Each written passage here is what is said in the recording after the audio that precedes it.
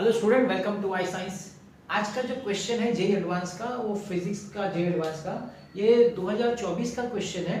आपका जो चैप्टर या टॉपिक है वो है इलेक्ट्रोस्टैटिक पोटेंशियल एंड कैपेसिटेंस वाला जो यूनिट है, उसमें से जो इलेक्ट्रोस्टैटिक पोटेंशियल वाला कंसेप्ट है, वो कंसेप्ट का प्रॉब्लम आज मैं आपके सामने सॉल्व कर रहा हूँ।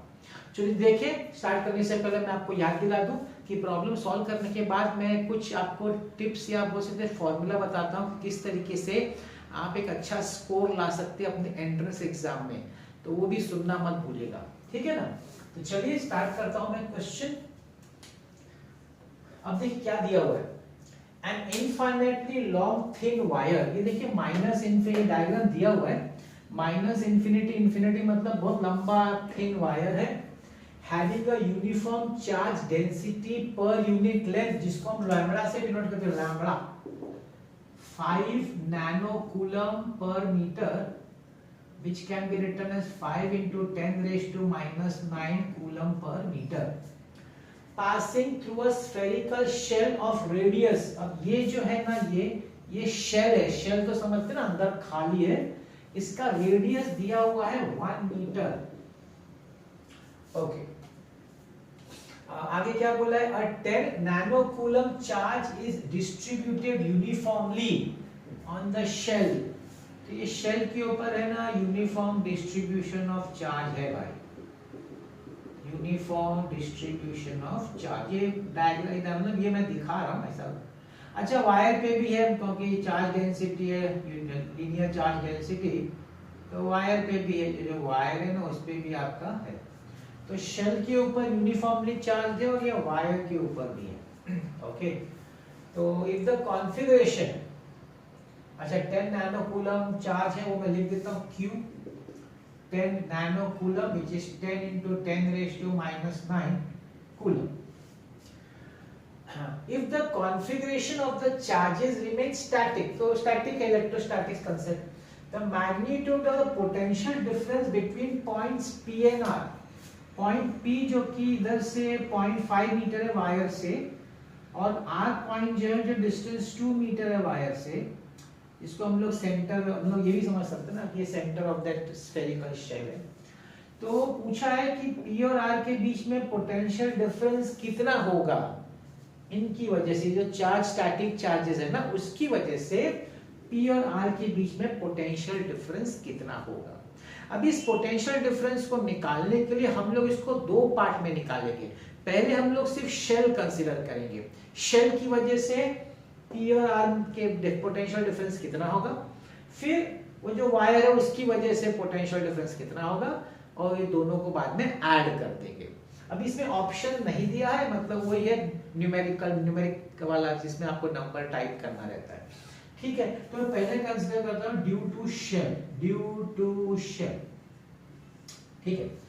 अब ड्यू टू शेल में हम लोग गॉसियन सरफेस के हिसाब से आपको पता होगा E का formula 1/4 pi epsilon not Q upon R square, ये बेसिक फॉर्मूला है, ये बेसिक, इसको R कैपिटल लिखो, स्मॉल r इसका मतलब that is depending on distance, कितना डिस्टेंस है उसका सेंटर से। तो अगर हमको V का फॉर्मूला लिखना है पोटेंशियल का, तो पोटेंशियल का फॉर्मूला का 1/4 पाई epsilon not Q upon R, ठीक है ना। तो यहाँ पे देखिए Vp का क्या हो जाएगा, Vp का पोटेंशियल है P 1/4 pi epsilon not Q, तो चलो मैं बाद में लिखता हूँ R।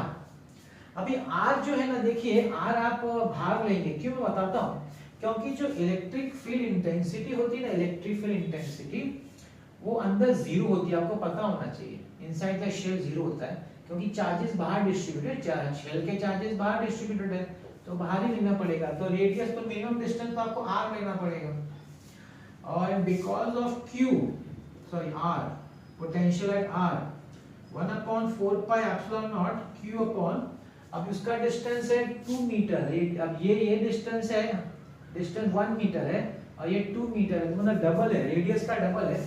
ये जो R है भाई, रेडियस है, कंफ्यूजन ना हो जाए, this is 2R। So delta V due to shell is equal to Vp minus VR, अब इसमें कॉमन क्या निकलता है, 1/4 पाई एप्सिलॉन नॉट कॉमन निकलता है, Q अपॉन R भी कॉमन निकलता है, तो क्या बचता है 1 माइनस हाफ बचता है, ठीक है। अब इसका वैल्यू है 9 इंटू 10 रेज टू 9, Q का वैल्यू है 10 into 10 raise to minus 9 upon 1 और ये है आपका हाफ। तो भाई ये तो कट के देगा 4.5, ये दोनों कट जाएगा, this is 45 volts. This is the potential difference between P and R due to the charges distributed on the spherical shell. ठीक, अब हम जाते हैं due to that thin wire, due to thin long wire। अब इसकी वजह से हम पता करेंगे what is the potential difference। Okay, अब इसमें E का फॉर्मूला आप जानते होंगे, lambda upon 2 pi epsilon not R, Gaussian law के एप्लीकेशन ऑफ गॉसियन से। तो ये आपका E हो गया। यहाँ पे हमको V अगर निकालना है तो हमको E डॉट डी आर से निकालना पड़ेगा, ठीक है ना।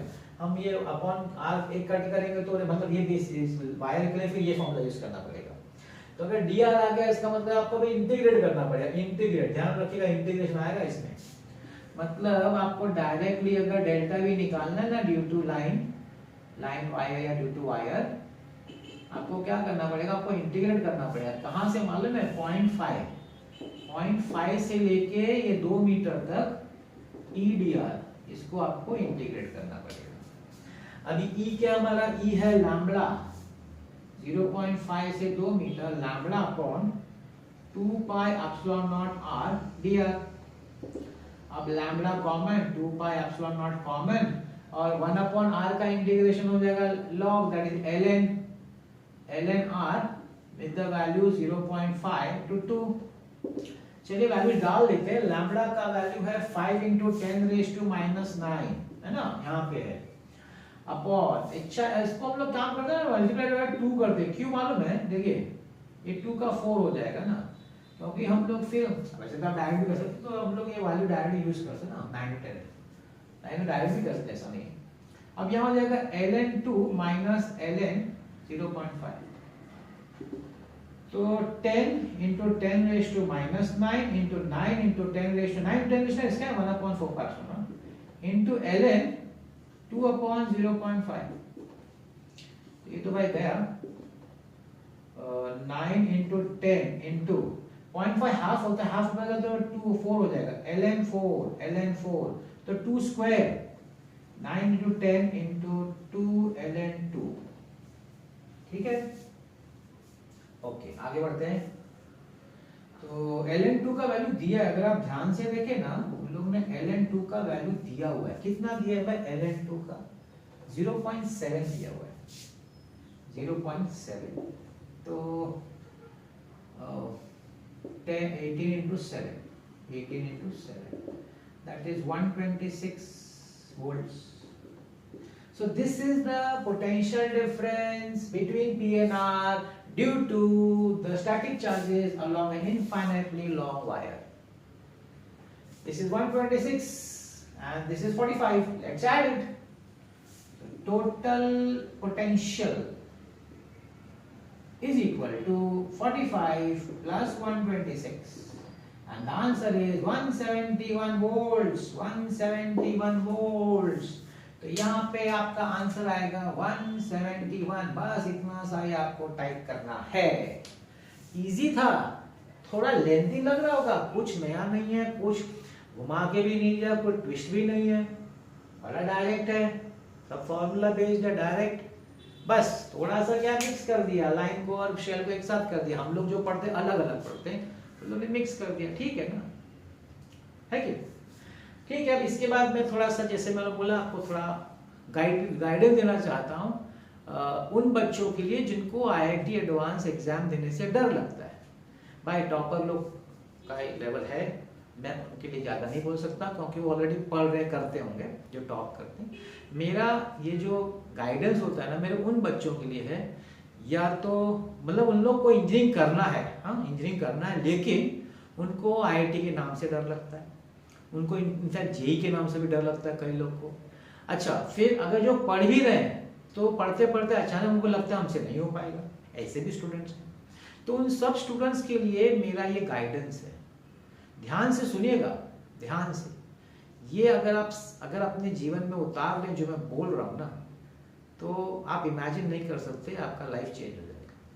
देखिए सबसे पहले वो स्टेप्स, मेरा जो फॉर्मूला है उसको बताने से पहले मैं बताना चाहूँगा कि जो एंट्रेंस एग्जाम का जो प्रिपरेशन है ना, ये जो है ये टेस्ट मैच है, 5 दिन का मैच है, ये T20 मैच नहीं है। सबसे पहले दिमाग में ये डालिए। आपको लगेगा एक दिन में, 2 अपने महीने में हो जाएगा पढ़ के, 15 दिन में हो जाएगा पढ़ के, मैराथन हो जाएगा, ये हो जाएगा, वो हो जाएगा, बिल्कुल नहीं। वो आपका बोर्ड एग्जाम होता होगा जो अभी वो भी नहीं हो पाता है, लेकिन एंट्रेंस एग्जाम जो है it is a long term work, ये शॉर्ट टर्म नहीं है। इसका मतलब कि आपको अगर इसको एग्जाम देना है तो आपको एक लंबा सोचना पड़ेगा, लंबी तैयारी करनी पड़ेगी, ज़्यादा लंबा मेहनत करने की तैयारी करनी, मेंटली प्रिपेयर करना पड़ेगा। सबसे पहला इम्पॉसिबल नहीं है, मैं तो बोलता हूँ डिफिकल्ट भी नहीं है, मैं आपको बताऊंगा डिफिकल्ट क्यों नहीं है, मगर लंबी तैयारी होनी चाहिए। तो जो लोग आपको बोलते हैं ना 1 महीने में कर लेंगे और ये बना देंगे, हीरो से हर जीरो से हीरो करा देंगे, और आई डोंट नो शॉर्टकट्स बता देंगे, टिक्स एंड ट्रिक्स पता नहीं क्या बोलते हैं, उससे आपका हो जाएगा, बिल्कुल नहीं होगा, बिल्कुल नहीं होगा। ऐसे लोगों से दूर रहिए। अगर आप क्रैक करना चाहते हैं तो इन सबसे दूर रहिए। वापस मैं बोल रहा हूँ, ये मेरा गाइडेंस उनके लिए है जिनको डर लगता है, जिनका हो गया, जो कर रहे अच्छा, ठीक, वेरी गुड, आप लोग अपना मेंटेन रखो, ठीक है। तो अब मैं आता हूँ, 4 मेरा स्टेप्स है जिसको अगर आप सिंसियरली फॉलो करेंगे तो मार्क माय वर्ड्स, आप क्रैक कर देंगे IIT। आप कोई भी लेवल के बच्चे हो। आजकल ऐसा हो गया कि बड़े बड़े क्लास वाले हैं ना, टेस्ट लेते हैं ये पता करने के लिए कि बच्चा एलिजिबल है कि नहीं, which is wrong. How can you decide by a test कि बच्चा एलिजिबल है कि नहीं? तो बोलते हैं नहीं ये एलिजिबल नहीं, वो एलिजिबल है, इट इज ऑल रॉन्ग।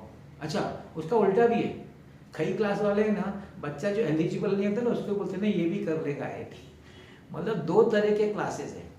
एक क्लासेस हैं जो नहीं लेते, जिनको उनको लगता नहीं, और एक क्लासेस है जो ले लेते सभी को, मतलब नहीं भी करे तो भी आ जा तू भी कर लेगा। तो इन दोनों से जरा बच के रहने का। अच्छा, मैं आ रहा था फॉर्मूला पे, 4 स्टेप्स का फॉर्मूला है। पहला स्टेप क्या है ना, फॉर्मूला बुक बनाने का। फॉर्मूला बुक, देखिए एक एक चीज जो मैं बोल रहा हूँ ना, ये बहुत इसका मायने है, इसको एकदम ऐसा मत समझिएगा कि बहुत सिंपल चीज मैं बता रहा हूँ, इसका डीप मीनिंग है। फॉर्मूला बुक हम लिखते हैं, हमको खुद लिखने का, आपको क्लास वाले दे सो कोई भी दे, लेकिन खुद बनाने का फॉर्मूला बुक। जैसे जैसे टॉपिक से ना खुद लिखिए, अपने हाथों से एक एक चीज आराम से लिखिए। मैंने बोला लॉन्ग 5 डे 5 डे मैच है, इट इज नॉट T20। आराम से लिखिए, अच्छी तरह लिखिए, हैंड राइटिंग अच्छी बनाइए, और एक एक मार्किंग हाईलाइट वाइलाइट जो भी करना है, और जो भी सिंबल यूज कर उसको मतलब लिखिए, अगर नहीं मालूम तो याद हो कि इसका ये मतलब है, इसका ये मतलब है। कुछ कॉन्स्टेंट है तो उसका वैल्यू लिखिए, क्या उस कॉन्स्टेंट का वैल्यू कितना है, सब लिखिए, सब लिखिए डिटेल में। एक पेज का जो माइंड मैप बनता है ना, नो शॉर्टकट्स। देखिए शॉर्टकट जो होता है ना, शॉर्टकट्स मतलब क्या मालूम है, ये बताने की कोशिश की जा रही है कि आपसे याद नहीं हो रहा है, आपसे इतना सब याद नहीं होगा, तो चलो मैं आपको शॉर्टकट बताता हूँ। अरे भाई, ह्यूमन ब्रेन में कितना पावर है, उसमें कितना याद करने की शक्ति है, आपको किसी को मालूम है क्या? उसका मतलब ह्यूमन ब्रेन हैज ट्रेमेंडस पावर। तो ये छोटी छोटी चीजें याद क्यों नहीं रहेगी? हमको क्यों ये महसूस करा जाता है कि आपसे नहीं हो पाएगा, आप याद नहीं कर सकते, चलो आप शॉर्टकट से याद करो, चलो आप ये जल्दी से रट लो। क्यों? जस्ट बिकॉज उसको शॉर्ट टाइम में करना नहीं, उसको करना है अपने को लॉन्ग टर्म। फॉर्मूला बुक बनाने का यूज कैसे करने का, जब भी आप न्यूमेरिकल सॉल्व करें उसको यूज करिए, उसको सामने रखिए, जब भी ट्रैवलिंग करें, फ्री रहें, देखते रहिए, आपका बनाया फॉर्मूला बुक, उसे प्यार करिए। ये मेरा बनाया फॉर्मूला बुक है, रोज अपडेट करते रहने का, रोज रीड करने का, रोज। और याद रखिए, मार्क माय वर्ड्स, एग्जाम के एक दिन पहले जब आप वो बुक पढ़ेंगे ना, आपको वही बुक पढ़ना है। पूरा आपका वो जितना दिनों से आपने लिखते आ रहे हैं सब दिमाग में एकदम सेट हो जाएगा। आप तो इतना अच्छा फील करेंगे, अरे मेरे को सब आता है यार फॉर्मूलास, बस फॉर्मूला ही तो आना है, बाद में अप्लाई तो हो जाता है भाई, को बड़ा काम नहीं है, ठीक है ना। तो ये एक काम है। दूसरा क्या करना है आपको, MCQs के लिए 2 अच्छा सा रेफरेंस बुक लीजिए सॉल्व करने के लिए, और उसमें से सॉल्व करने का कब, जब भी टीचर का कंसेप्ट सिखा के हो जाए ना तो शुरू करने का, टीचर के भरोसे नहीं रहने का, टीचर नहीं करा सकता। MCQ सॉल्व करना खुद स्टूडेंट का काम है, क्योंकि MCQ सॉल्व करना एक स्किल है, वो स्किल टीचर नहीं सिखा सकता। टीचर आपको कंसेप्ट क्लियर करा सकता है, टीचर आपको बेसिक सिखा सकता है, टीचर आपका फाउंडेशन स्ट्रॉन्ग कर सकता है, लेकिन MCQs कैसे सॉल्व करने का वो बच्चे को खुद डेवलप करना पड़ेगा। इसलिए ये 5 डे मैच है, इसलिए T20 नहीं है। क्यों? क्योंकि 1 महीने 2 महीने में नहीं होता, ये एक लॉन्ग टर्म है, महीनों लगते हैं। लेकिन जिस दिन आपका स्किल डेवलप हो गया, मार्क माय वर्ड्स, आप सब देखेंगे, ओरल देखेंगे और ओरली देख के सॉल्व करेंगे, ये फैक्ट है। आपको शायद बहुत सारे समय पेन पेंसिल नहीं लगेगी भाई, इट इज, ये तो कोई सोचेगा तो कैसे हो सकता है, हुआ है। एक स्टूडेंट था, आई डोंट नो कौन से साल में, 360 out of 316 JEE mains, teacher नहीं ला सकते, प्रोफेसर नहीं ला सकते यार, बच्चा लेके आया। तो होता है, इट नथिंग इज इम्पॉसिबल। वो करिए, टीचर्स के भरोसे मत रहिए। याद रखिएगा, जो बच्चा 50 सम भी खुद की मेहनत से करेगा, खुद के स्किल को डेवलप करके करेगा, उसके सामने दूसरा बच्चा है जो टीचर की मदद से 1000 सम करेगा, उसका कुछ नहीं होने वाला, आपका होगा जिसने खुद की मेहनत से किया है। तीसरा, PYQs देखने का। PYQ से ट्रेंड मालूम पड़ता है, क्या ट्रेंड चल रहा है, वैसे हम लोग प्रैक्टिस करेंगे अपने न्यूमेरिकल्स, है कि नहीं, वैसे सम्स प्रैक्टिस करेंगे उस टाइप के। और क्या होता है, आपने कुछ टॉपिक किया है तो आपके सामने PYQ आया, आपने को पॉज करने का, देखने का, जैसे मैं लाता हूँ, देख पॉज करके सोचने का, आपको समझ में आ रहा है कैसे क्या करने का, दिमाग में सोचने का, समझ में आ गया, फिर स्टार्ट करके देखने का, जो आपने सोचा वही है, वेरी गुड, निकल गए आप तो, you on the right track. और नहीं हुआ तो उसमें देख लेने का, दिमाग में वो भी सेट हो जाता है। और देखिए प्लेलिस्ट पे आप देखिए ना, मेरे तो अलग अलग है, CET है, जेईई मेंस है, नीट है, मतलब जो आपको देखना आप सब देख सकते हैं। हर जगह आपका सिर्फ क्या होगा, प्रैक्टिस ही होता रहेगा। ये फ्री टाइम में देखते रहने का, मेरा कहना है फ्री टाइम, इसके लिए अलग से टाइम मत निकाल, जब भी फ्री हो सर जस्ट गो थ्रू कर लेने का। और last but very important, test. हर हफ्ते आपका 2 टेस्ट आपको देना चाहिए, कस्टमाइज टेस्ट होगा तो ज़्यादा अच्छा है, जैसे आपके हिसाब से। कैसे मालूम है, एक वीक में आपने जो भी PCM का पढ़ाया पोर्शन, खुद प्रैक्टिस किया है, उसका आपको एक टेस्ट होना चाहिए। और स्टार्टिंग से लेकर अब तक आपका जितना हो गया पढ़ के करके प्रैक्टिस, वापस वही प्रैक्टिस, उसका 2 टेस्ट होना चाहिए। ऐसा पूरा एंड तक, जब तक आपका एग्जाम है तब तक आपको टेस्ट देते रहना है। ये 4 चीज़ करिए और फिर और कुछ मत करिए, क्योंकि यही सब कुछ है। लेकिन वापस मैंने कहा, ये 5 डे मैच है, टेस्ट मैच है, ये T20 नहीं है। ये मत सोचिए कि 1 महीने में हो जाएगा, 2 महीने में हो जाएगा, नहीं, इसमें टाइम जाएगा, मगर टाइम जो देगा वो इसका फल उसको मिलेगा। तो शॉर्टकट्स, शॉर्ट ट्रिक्स और ये सब इस चक्कर में मत पड़िएगा, कुछ नहीं होता इससे, कोई भला नहीं होता। ये ठीक है, एक माहौल बन जाता है, एक इम्प्रेशन अच्छा गिरता है जो कराता है, लेकिन जो करा रहा है ना, शायद उससे भी नहीं होगा। एग्जाम में अगर बैठेगा ना, एग्जाम में उसको भी याद नहीं आएगा, ये फैक्ट है। ये सब में मत पढ़िए, बस लगे रहिए अपने मेहनत, धीरे धीरे अपना फाउंडेशन स्ट्रॉन्ग बनाइए और किसी भी चीज़ में मत पड़िए, ठीक है। बस ऐसे मैं PYQ डाल रहा हूँ, उसको भी देखते रहिएगा। आज का वीडियो देखने के लिए बहुत बहुत धन्यवाद।